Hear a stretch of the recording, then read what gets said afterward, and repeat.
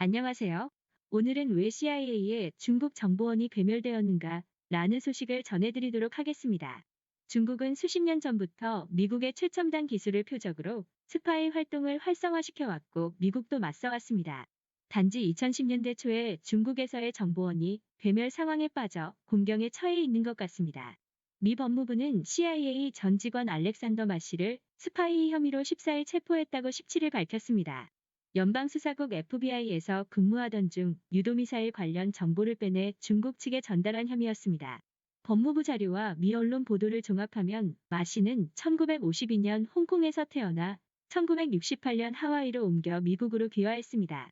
82년 CIA 직원이 돼 미 정부의 비밀유지 계약에 서명하고 기밀정보 사용을 허가받았습니다. 89년에는 CIA에서 퇴직하고 상하이로 이주합니다. 마 용의자에 의한 정보 누설은 2001년 3월에 시작되었습니다. 홍콩에서 만난 중국 측 정보 관계자에게 CIA 요원과 작전 및 통신 은닉 방법 등에 관한 정보를 알려주고 대가로 현금 5만 달러를 받았습니다.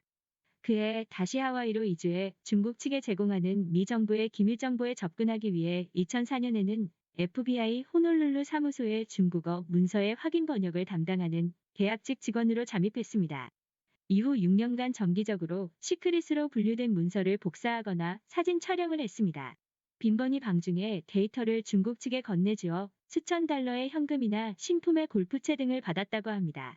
마 씨는 19년 봄 중국 측 정보 관계자를 자처하는 인사와 접촉했을 때 과거 스파이 활동 실적을 밝히며 앞으로도 중국 측 협력자로서 일하고 싶다고 자청했습니다. 그때 중국 지원 사례목으로 현금 2,000달러를 받았다고 합니다.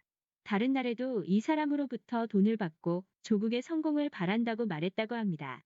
이 인물이 FBI의 수사관이었습니다. 결국 마 씨는 체포되었습니다.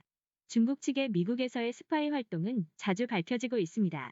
미국 하원은 1999년 중국 스파이에 관한 조사 보고서를 발표했습니다. 거기에는 중국 측의 수법이 자세히 적혀 있습니다. 1970년대 후반부터 미국 해경고소를 표적으로 스파이 활동을 전개하면서 핵탄두에 대한 기밀정보와 스텔스 폭격기 유도 시스템 등을 빼냈습니다. 90년대에는 중국인 연구자를 미국으로 보내 사회에 융화시키거나 현지에서 회사를 세우거나 미국 기업에서 하이테크 장비를 구입하거나 홍콩을 경유해 중국으로 보내도록 합니다.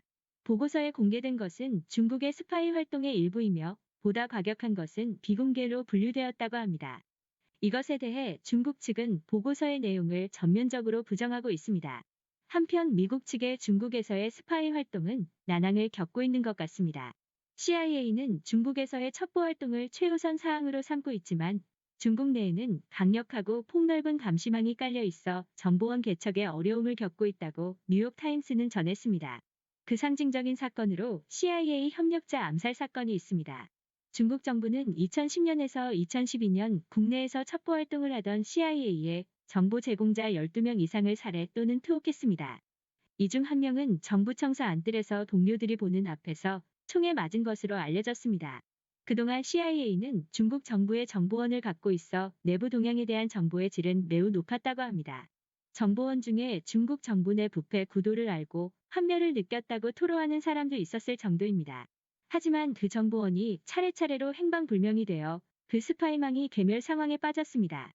FBI와 CIA는 공동조사를 해 주중 미국 대사관의 거의 모든 직원을 조사하게 됩니다.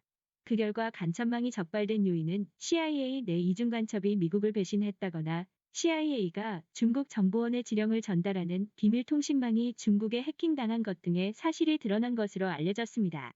2018년에야 CIA 협력자의 이름과 전화번호 등을 대량으로 중국 당국에 넘긴 혐의로 전 홍콩 주재 미국 국적 CIA 직원이 FBI에 적발됐습니다.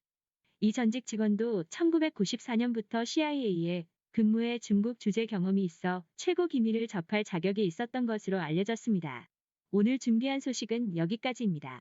끝까지 시청해주셔서 감사합니다.